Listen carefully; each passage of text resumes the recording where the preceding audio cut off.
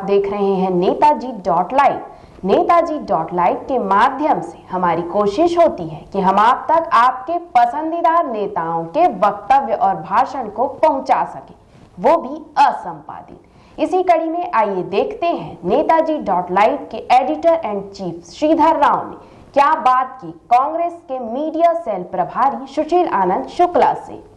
नमस्कार, मैं श्रीधर राव, देख रहे हैं नेताजी.लाइव। जैसे कि आप जानते हैं, नेताजी.लाइव के माध्यम से हमारी ये कोशिश होती है कि हम आपके पसंदीदा नेताओं के वक्तव्य और भाषण आप तक पहुंचाएं, वो भी असंपादित। आइए इस कड़ी में हम बात करते हैं कांग्रेस के मीडिया सेल प्रभारी सुशील आनंद शुक्ला से। जैसे कि आप जानते हैं, किसी पार्टी जब वो सरकार में होती है, जब वो शासन में रहती है, वहां पर मीडिया सेल प्रभारी का पद बड़ा चुनौतीपूर्ण होता है, क्योंकि लगातार प्रश्न होते हैं और उन प्रश्नों का बड़ी विद्वता के साथ जवाब देना, उसके लिए बहुत अनुभव की जरूरत पड़ती है। हमारे बीच एक अनुभवी नेता है, एक प्रवक्ता है, एक प्रभारी है मीडिया सेल।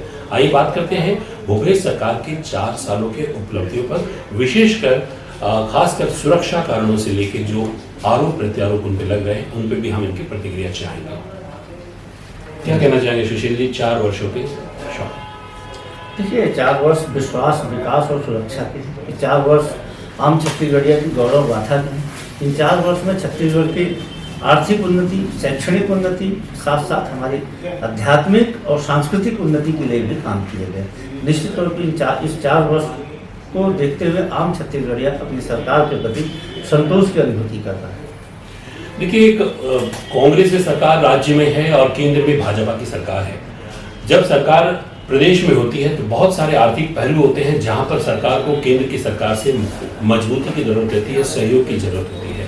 आप क्या महसूस करते हैं कि केंद्र सरकार के रवैये से बीच बीच में आप आरोप लगाते रहे हैं कि समय समय पर जो राज्य के हित के बातें हैं, राज्य के हित में जो पैसा आना है वो नहीं आता है, इस विषय में क्या कहना है? निश्चित तौर पर देखिए, अमूमन इस देश में 60 साल से अधिक तक हमारे दल की भी सरकारें थी और हमने कभी भी केंद्र सरकार चलाते वक्त इस चीज़ को ध्यान में रख के काम नहीं किया कि अमुक राज्य में विपक्षी दल की सरकार है।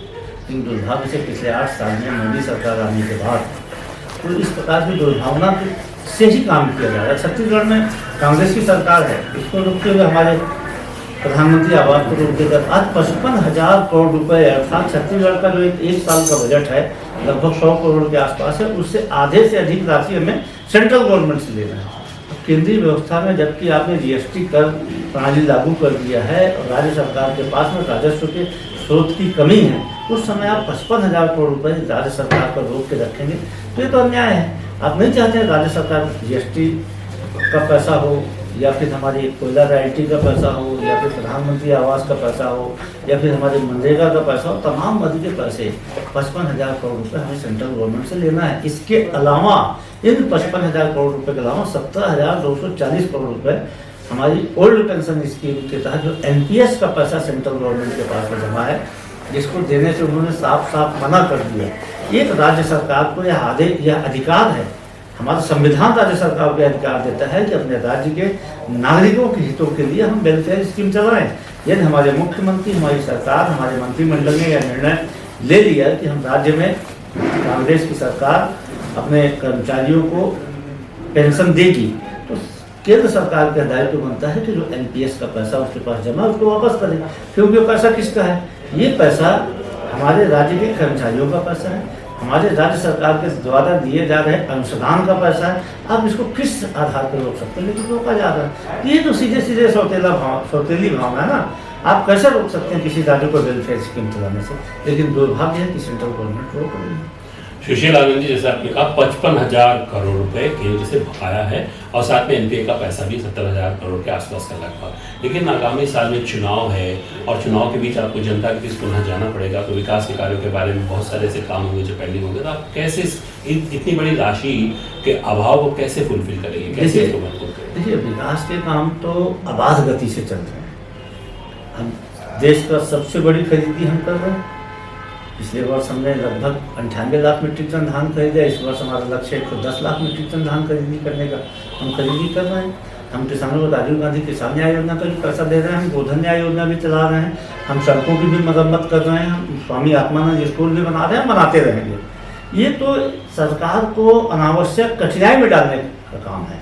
ठीक है, आप ऐसा कर रहे हैं, जनता इस चीज़ को देख रही है, जनता को बता दें आपके माध्यम से, मैं आंकड़ों को सार्वजनिक कर रहा हूँ तो मैं कांग्रेस का पक्ष ही रख रहा हूँ ना कि 55,000 रुपये नहीं मिलने के बाद भी यदि 270 स्वामी आत्मानंद स्कूल हमारी गवर्नमेंट बना रही है, 55,000 करोड़ रुपये नहीं मिलने के बावजूद भी यदि हम 110 लाख मीट्रिक टन धान खरीदी कर रहे हैं तो ये हमारा कमिटमेंट है ना, जो हमने जनता से वादा किया था उस कमिटमेंट को पूरा कर रहे हैं और तमाम तरीके की बाधाओं के बाद भी कर रहे हैं। कि देखिए सुशील जी, एक और विषय पर हम आपका ध्यान चाहेंगे कि जैसे केंद्रीय एजेंसियां हैं, सेंट्रल एजेंसीज है, उनका जुरिडिक्शन अलग होता है, राज्य की एजेंसीज का अलग होता है। तो आपके समय समय पर आपकी तरफ से आरोप लगते रहे कि केंद्रीय जांच एजेंसियों का दुरुपयोग इस राज्य में भरपूर हो रहा है, आखिर ऐसा आप क्यों कह रहे हैं? इसी राज्य में नहीं, आप देखिए छत्तीसगढ़ ही नहीं, इस देश में जहाँ पे भी भारतीय जनता पार्टी की सरकार नहीं होती है, जहाँ पे भारतीय जनता पार्टी विरोधी दल से राजनीतिक रूप से मुकाबला नहीं कर पाता, वहाँ पे ईडी, सीबीआई, आईटी इस प्रकार की एजेंसियों का दुरुपयोग करती है। और आप तो बच्चा नारा देता है कि ईडी, सीबीआई, आईटी और मोदी आपस में भाई भाई, तो ये कोई नई चीज़ नहीं है और कर रहे हैं ये। आप देखिए तो पश्चिम बंगाल में चुनाव था, ममता बनर्जी से मुकाबला नहीं कर पा रहे तो वहाँ पे सीबीआई होती है। पंजाब में चुनाव था तो वहाँ पे उन्होंने आईटी की रेड मरवाई।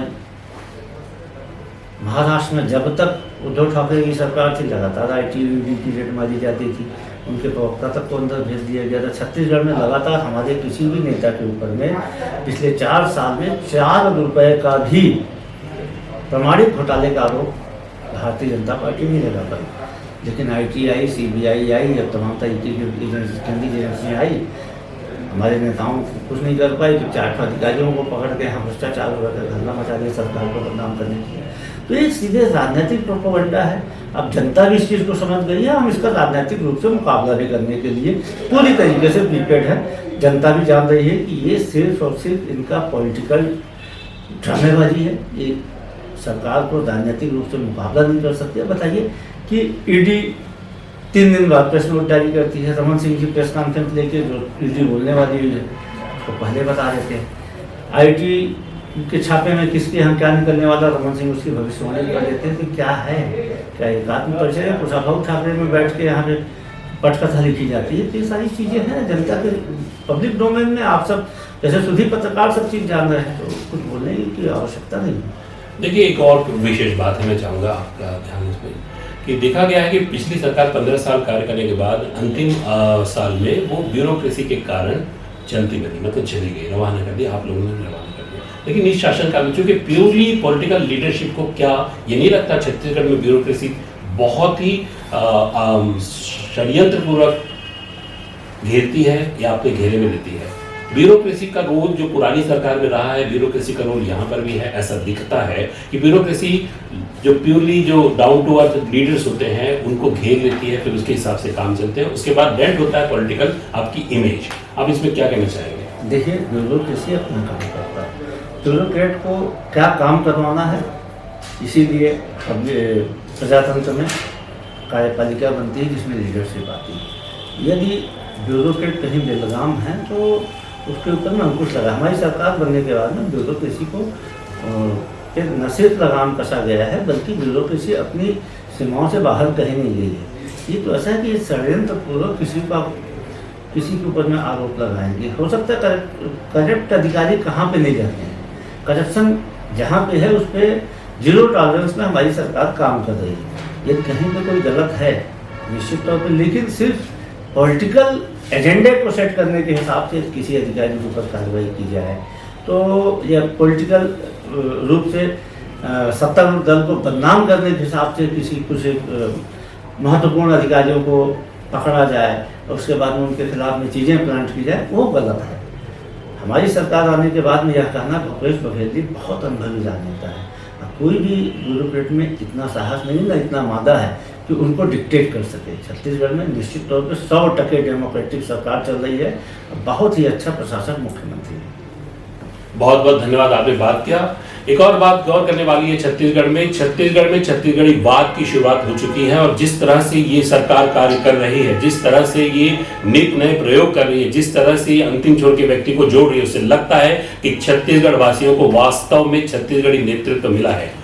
नेताजी .live के लिए बात करने के लिए सुशील जी धन्यवाद। नेताजी .live में बने रहेंगे। हमारे इस चैनल को लाइक करें, शेयर करें, सब्सक्राइब करें। नमस्कार। आपने देखा किन किन विषयों पर बात कर रहे थे कांग्रेस की मीडिया सेल प्रभारी सुशील आनंद शुक्ला। इसी तरह हमारे चैनल में बने रहने के लिए चैनल को लाइक करें, शेयर करें और सब्सक्राइब करें। नमस्कार।